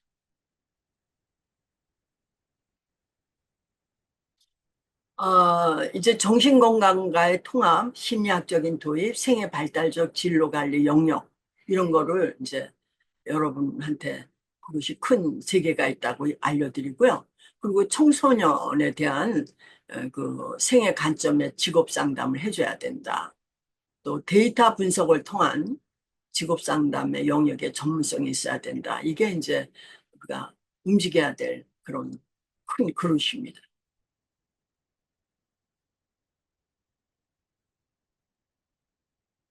그러면은 이론을 최적화해야 돼요. 그래서 아까도 얘기 드렸는데 직업 상담 이론은 이렇게 여기 나와 있듯이 네 가지 우리가 뭐 너무나 잘 아는 그런 이론을 제시했어요. 그들이. 어, 그다음에 AI 기반 맞춤형 상담 시스템과 심리적 요소 통합은 몇 번 말씀을 드렸습니다. 융합적 접근과 디지털 상담의 도입, 그리고 문화, 사회적 맥락, 그리고 지속 가능한 직업 모델, 이런 것들이 이론이 있어야 되는데 그런 거에 대한 거는 이제 별로 없는 거죠. 그리고 맞춤형 진로 발달, 그 다음에 제가 본 거는 실패와 회복에 관한 상담 이론이 필요합니다. 제가 실패했을 때, 그 다음에 어떻게 회복 탄력성을 둬서 접근할 수 있느냐. 그러니까 아까 제가 그냥 지나간 거는 우리가 지금 하고 있는 거예요. 근데 이거는 음, 생성형 인공지능이 우리한테 특별히 얘기해주는 상담 이론입니다. 기법은 뭐가 있느냐? 인지적 상담 기법은 벌써 얘기해 드렸고요. 감정 기반 상담 기법도 우리가 하고 있습니다. 목표 설정도 얘기하고 있죠. 근데 해석적 상담, 또 경험적 학습 기법, 이런 것들은 우리가 다시 살펴봐야 되고, 여기 직업 성격 유형 이론은 홀랜드의 이론입니다. 이 이론을 가지고, 이게 홀랜드 이론은 직업 선택을 하는, 직업 전환할 때 직업 선택을 할 수 있는, 그러니까 청소년과 중장년층에서 또 여성들한테 초기에 도입돼야 될 그런 이론이죠. 그래서 그런 거를 여기서 제시하고 있습니다. 그 가치가 중요하다. 그러니까 인간은 가치에 의해서 직업을 선택하거든요. 그래서 이들이 우리한테 이러한 상담 기법이 있다고 제시한 거예요. 그래서 제가 이들의 얘기를 보고 상담 이론을 최적화하는 거는 우리 효과를 극대화하는 데 굉장히 중요하고, 그리고 사회적 경제적 변화를 반영하는 데 중요한 과정입니다. 근데 이 챗GPT에서 제시한 거는 아주 오래된 이론만 나열하고, 직업 행동 분석에 대한 이론은 회복 이론밖에는 제시를 못했습니다. 또 직업 성격 유형 이론은 지금 아까 말씀드린 대로 직업 선택과 진로 전환에서 아주 유효한 이론입니다. 그래서 직업 선택 시 저희가 직업 카드 심리 검사 활용이 적합하다는 것을 말씀을 드렸고, 이거를 NCS 교재도 넣습니다만은 그런 것에 대한 것도 지금 사실 보편적으로 돼 있질 않습니다. 일부만 이거를 도용하고 있죠. 제가 이제 그동안 직업 상담을 해보면서 저만의 독특한 상담 기법으로 김병숙 자클리닉을 운영해 왔습니다. 근데 제 상담이 음, 그 이론적으로 가장 근접해 있는 게 해결 중심 단기 치료입니다. 이거는 지금 최신의 이론으로서 가족 상담 기법 중에 하나죠. 그러니까 이렇게 물어보는 거예요. 너는 지금 네 기분이 우울하다는데 우울을 100으로 놓는다면은 네가 갖고 있는 우울은 몇 프로냐 이렇게 묻는 거예요. 음. 그럼 난 70%다. 그럼 오늘 날짜는 70%예요. 그리고 다음에 만났을 때 그동안 이런 거를 네가 노력을 해봤다 그러면은 지금 현재 우울은 몇 프로냐? 뭐 50%다. 이거를 진전을 보고 스스로 아는 거죠. 그러니까 이들의 기법이 저하고 비슷합니다. 근데 뭐 딱 저는 이 기법하고는 맞지는 않습니다만은 제가 하고 있는 기법을 이론화하기에는 아직도 상담 사례가 이렇게 뭐 아주 엄청난 숫자가 있고 있지 않기 때문에 제시를 못하지만은 지금 급한 대로 해결 중심 단기 치료에 대한 거를 여러분이 보셨으면 좋겠고, 제가 직업학이라는 책을 냈습니다. 그래서 직업학에 대한 전반적인 그 이론과 기법들을 제시했는데 거기에 이 내용을 상세히 제시했습니다. 그래서 여러분도 이거 뭐 한번 꼭 보시기 바랍니다. 자, 유능한 직업 정보 분석가, 제가 이렇게 얘기하는데 우리의 블루오션은 정보 분석가입니다. 직업 상담에서 아무도 지금 접근하지 못하고 있고 직업 상담 정보 분석가라는 사람이 있지 않습니다. 그러니까 이쪽으로 가는 길은 음, 뭐라 그럴까요? 직업 상담에서 오랫동안 직업 정보가 중요하다고 얘기했는데 우리 직업 상담원은 상담만 할 수 있지 분석에 대한 그런 체계적인 능력을 갖고 있지 않아요. 그래서 저희 공동훈련센터에서 직무 분석이라는 걸 가르쳤고, 그리고 그거에 의해서 어떻게 추출할 건지 이런 걸 했는데, 그 직무 분석 과정을 그렇게 많이 참여를 안 하시더라고요. 근데 직업상담원의 기본적인 자질은 직무 분석을 실시할 수 있어야 됩니다. 그러니까 직업상담 정보 분석가가 되려면 첫 번째 기초 역량은 직무 분석을 할 수 있는 능력입니다. 그래서 이렇게 수집하고 분석할 수 있으려면 통계학을 갖고 있어야 되고, 이 통계에 나온 결과를 시각화할 수 있어야 돼. 이건 뭐 엑셀에서 이제 주로 여러분이 쓰더군요. 모델링 기법을 할 수 있어야 돼. 통계 소프트웨어가 거기에 제시되어 있는데, 이거는 이제 모델링 이 기법에 사용하는 통계들로 두 개가 나와 있고, SPSS는 통계, 일반 통계고, 엑셀 이렇게 되어 있습니다. 그래서 여러분은 통계학을 공부를 좀 해야 돼.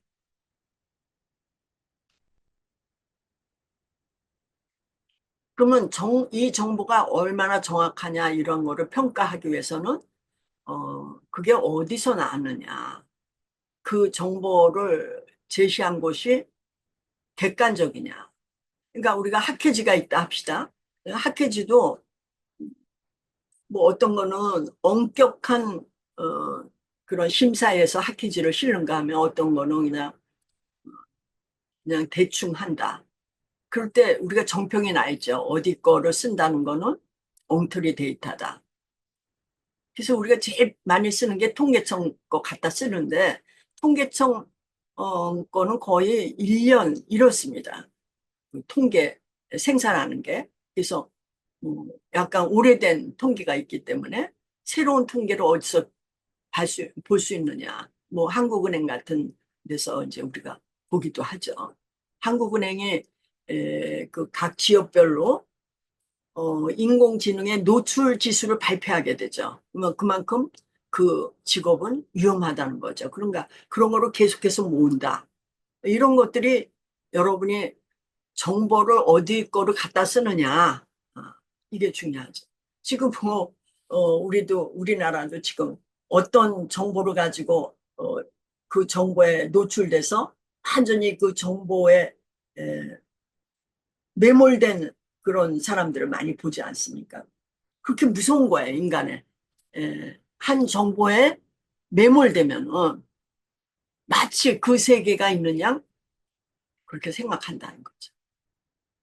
그래서 정보의 그 정확성은 그거를 평가하는 능력이 있어야 돼요. 우리 인간의 어, 실수는 가장 최신의 거를 믿는다는 거예요. 그게 약점이죠. 많은 정보가 있는데 이게 최신이야 그러면 그것이 맞다고 보는 거죠.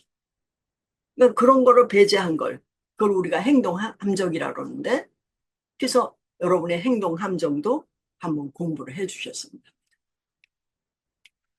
직업 시장에 대한 깊은 이해가 있어야 돼.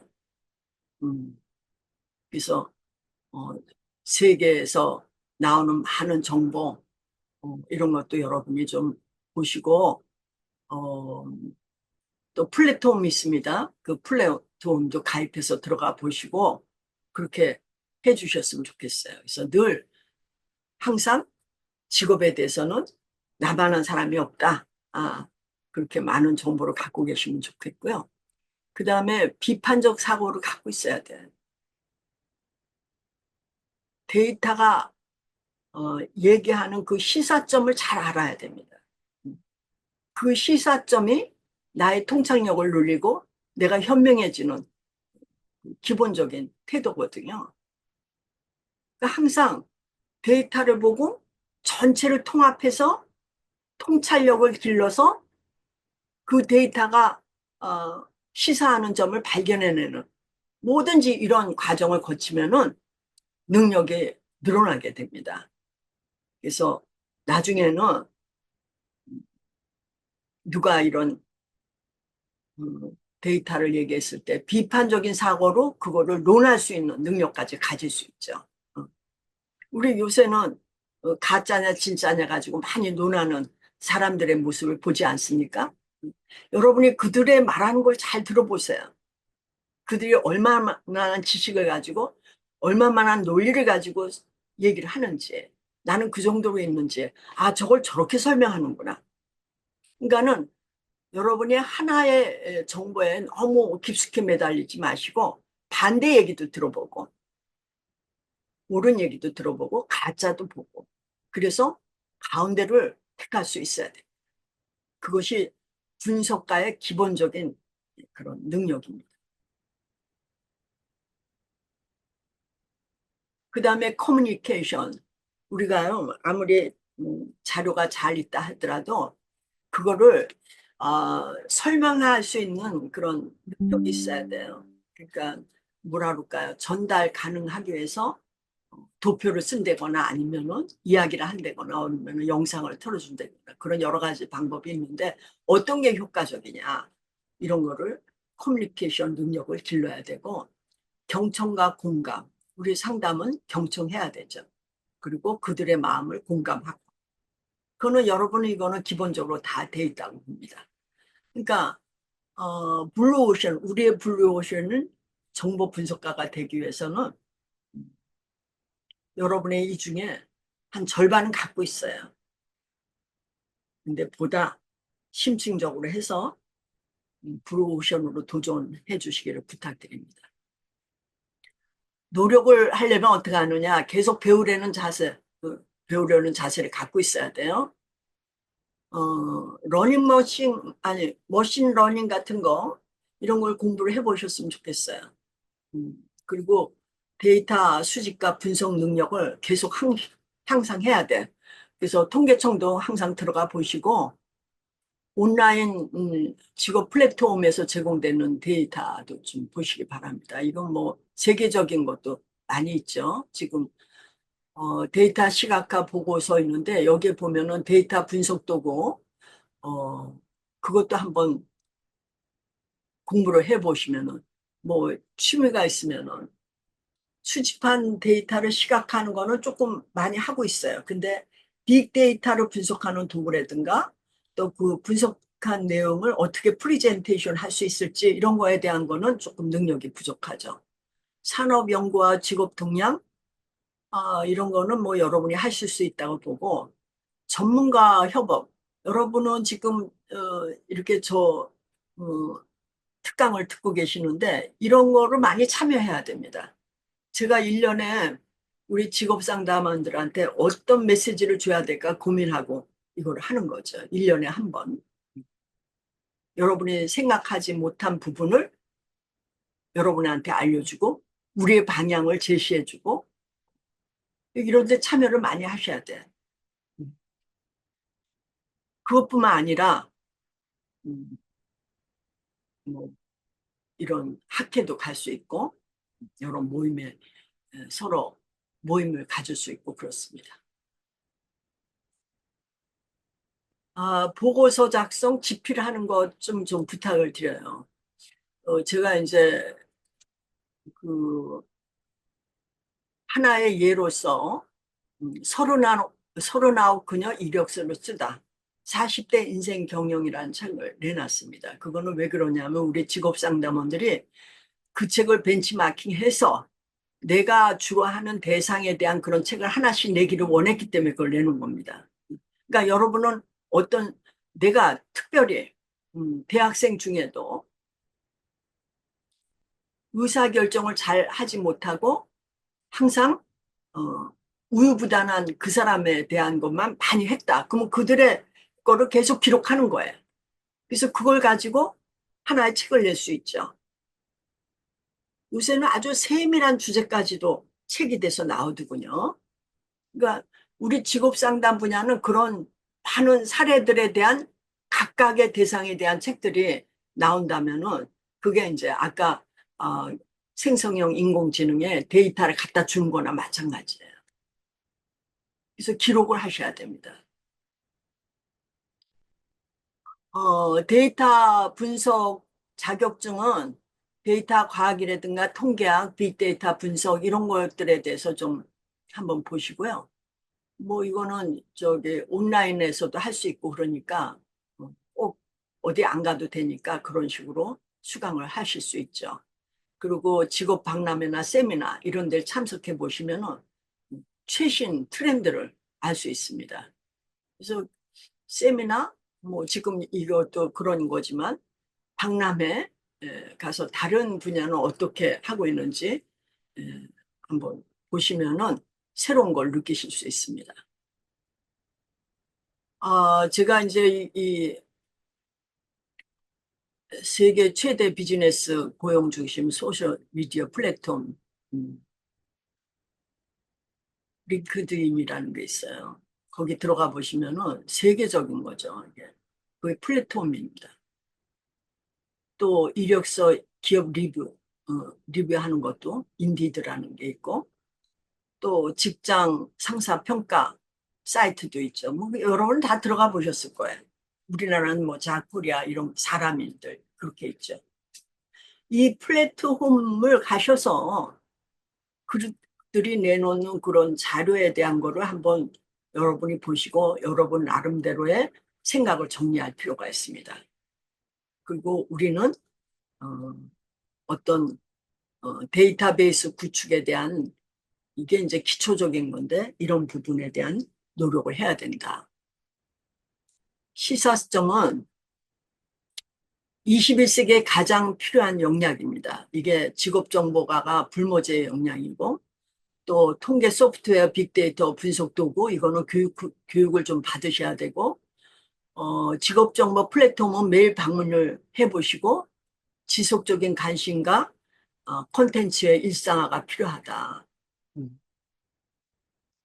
이제 결론에 들어가겠습니다.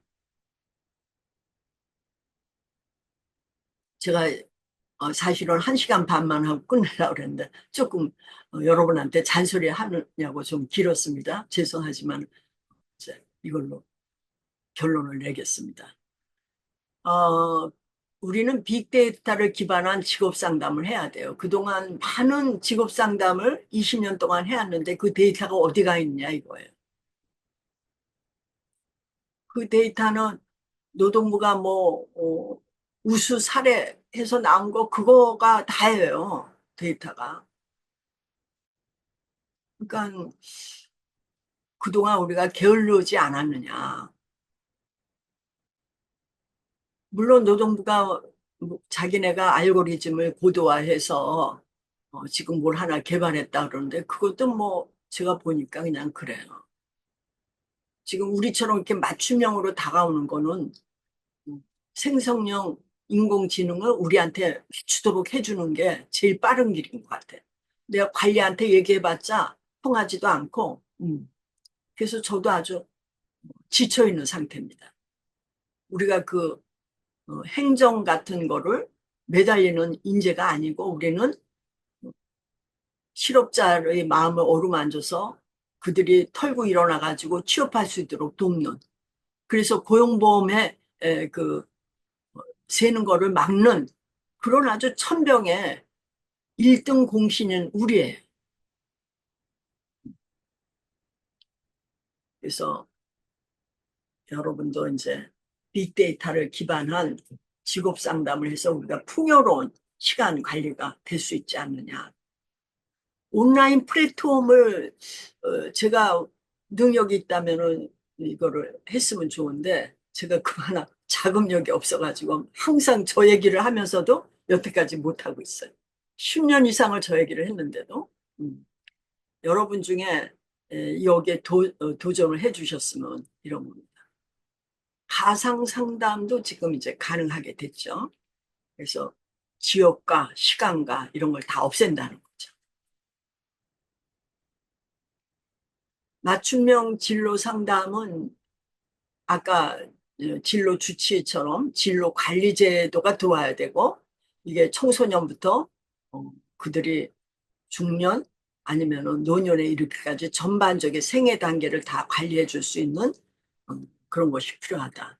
이게 이제 종단적 자료거든요. 이 종단적 자료를 구한다는 게 참 어려운데 물론 이거를 종단적 자료는 지금 연구기관이 몇 개 연구관이 이제 하고 있지만은 그들이 맨 처음에 조사한 문항을 자꾸 빼고 다른 문항을 넣어서 20년을 볼 수가 없는, 10년을 볼 수가 없는 그런 또 난점이 있어요. 그래서 이렇게 우리 스스로 진로 관리제를 운영하는 게 이게 사업도 되고 우리의 또 다른 큰 취업처가 되면서 음, 우리나라 사람들이 편안하게 경쟁사에서 편안한 그런 일생을 가질 수 있도록 돕는 겁니다. 그리고 그들한테 진로 발달을 촉진시키고 그러한 역할을 이 진로 관리제에서 어, 해야 되겠죠. 재교육과 재훈련은 뭐 지금 하고 있기 때문에 그냥 넘어가고요. 다양성과 포용성도 국힘에서 많이 하고 있기 때문에 진행하겠습니다. 그다음에 새로운 직업군의 등장. 이거는 이제 지금 한국어한테 우리가 많이 매달리고 있는데 그거 말고도 우리 스스로 그런 것이 제공될 수 있는 플랫폼이 있어야 된다고 보죠. 그래서 우리 상담원이 들어가면은 오늘 어디 직종의 실업률은 몇입니까? 어느 지역의 실업률은 몇입니까? 그러면 딱 답이 나올 수 있는 그런 식의 것이 돼야 된다. 음. 그다음에 이제 그 프리랜서라는 그러니까 고정적이지 않은 여태까지는 20세기는 고정적인 직업 아까 얘기했듯이 고정적인 건물에 들어가서 내 책상에 있어서 근무하는 그게 아닌 직업들이 더 나온다는 거죠. 그리고 그들에 대한 또 이것이 창업의 방식이라든지 원격 근무라든지 하여튼 다양한 형태로 지금 되고 있는 거를 우리는 거기까지는 지금 수술이지도 못하고 있는데 그게 또 법적으로도 지금 강화되지도 않고 그래서 이들이 개인 사업자로 활동하는 거로 돼 있죠. 그래서 이들에 대한 것도 우리가 한번 보야 될 필요가 있다고 봅니다. 우리는 다양한 역할을 해야 됩니다. 심리적인 지원도 하고 코칭도 해주고 멘토 역할까지 해야 된다. 그래서 시사점을 말씀드리겠습니다. 더 이상 이제는 일회성 서비스가 아니다. 우리는 개인의 직업적 성공을 돕는데 핵심적인 역할을 해야 된다. 그러니까 취업시키는 게 아니라 직업적 성공에 목표가 틀린 거예요. 예. 생성형 인공지능 시대에 맞는 직업 상담으로서 재탄생을 위해서 비정형 데이터 생성, 제공 이런 역할을 부여받아야 된다. 융합적인 역할을 수행할 수 있도록 교육훈련에 참여해야 되고 생성형 인공지능 플랫폼이 우리 사업의 영역으로 누가 이쪽으로 뛰어들어서 크게 한다면은 우리가 뭐 1년에 얼마를 내면은 그거를 를 이용한다면은 그게 큰 사업이 되는 거죠. 직업을 전문으로 한, 직업 상담을 전문으로 한. 그래서 이거를 단계별 데이터를 표준화시킬 틀, 파라다임을 표준화된 파라다임을 만들어서 이거에 대한 교육을 시켜서 연수를 할 필요가 있죠. 음.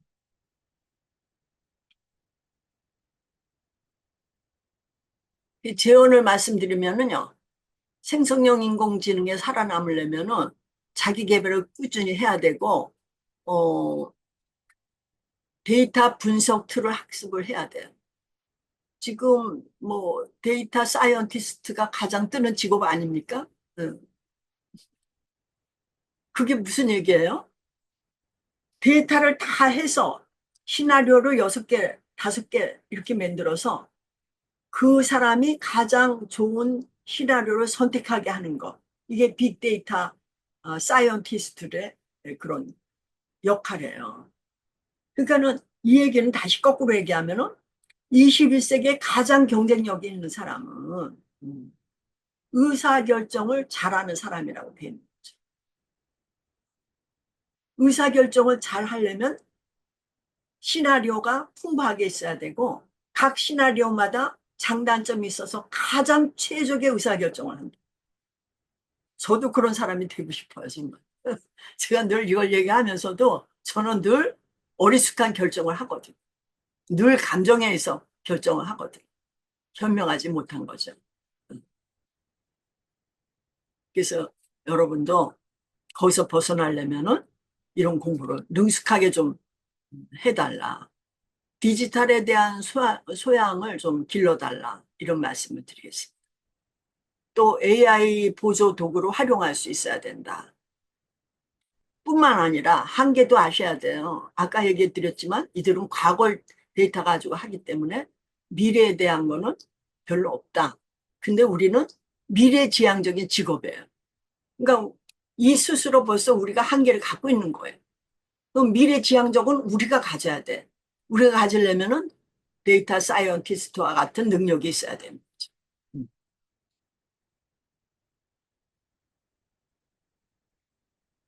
이제는 심리적인 공부를 더 해서 공감적인 상담을 해야 되고 커뮤니케이션 능력을 길러야 됩니다.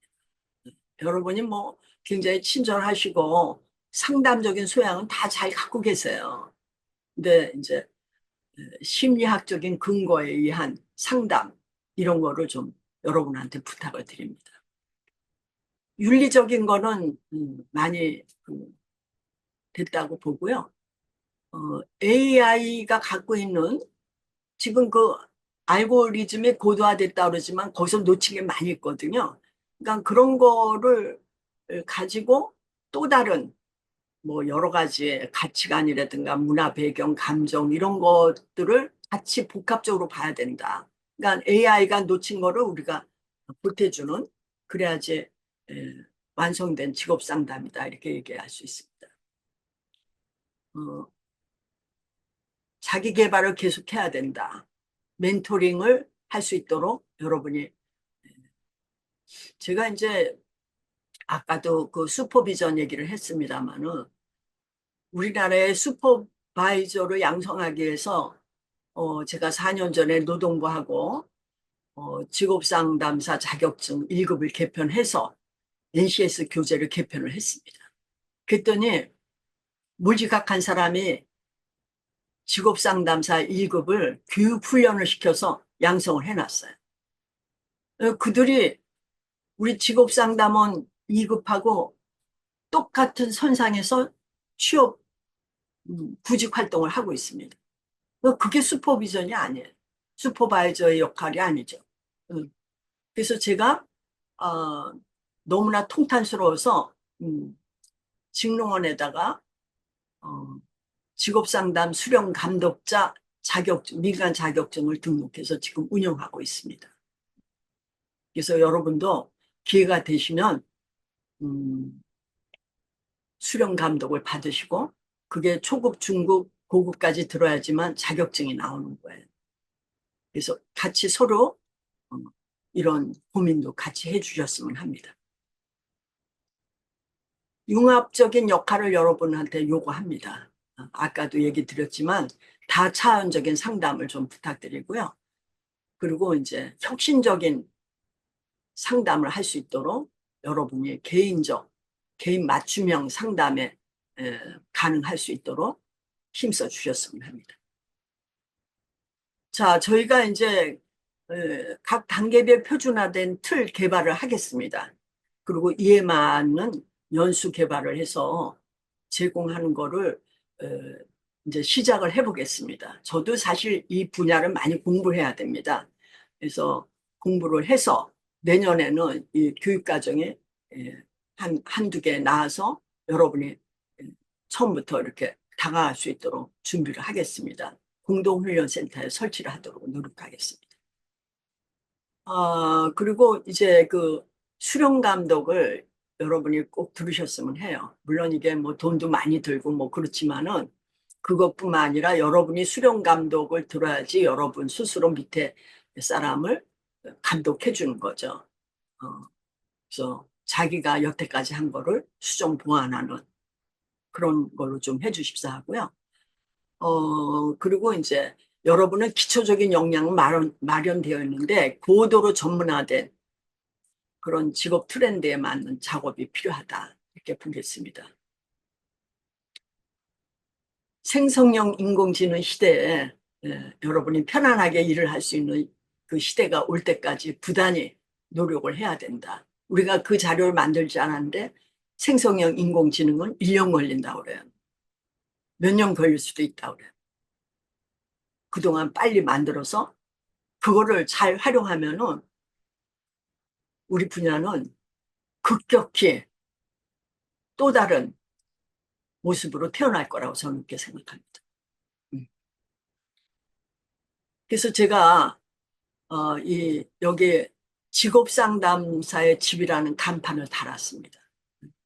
속초에 김병숙 자클리닉 속초 지사를 내고 여기에 여러분을 모시고 수련 감독 하시는 분은 여기를 모셔서 한 10분에서 12분씩 오셔서 수련 감독을 받고 이렇게 진행하고 있습니다.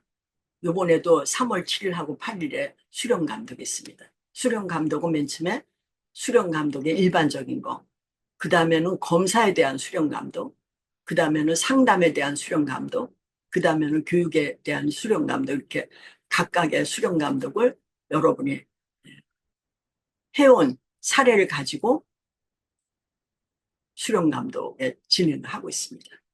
그리고 속초에 오시면은 저 집에 들리시면은 저희가 커피를 직업 상담사라는 것만 제시해 주시면 우리가 커피로 여러분을 모실 겁니다. 많은 방문을 부탁드리고 오늘 여러분한테 말씀드린 내용 잊지 마시기 바랍니다. 우리는 힘이 없기 때문에 고용노동부에 의존했어요. 이제 그 패를 버려야 돼. 그리고 우리를 지지해주는 생성형 인공지능에 위탁해야 돼. 그러면 그들을 마음대로 부리려면 어떻게 해야 돼? 우리가 노력을 해서 우리 자료를 넣어서 우리 마음에 맞는 대답을 늘 갖고 올 수 있는 이런 체제로 전환하기를 여러분한테 간곡히 부탁드리면서 제 발표를 마치겠습니다. 감사합니다.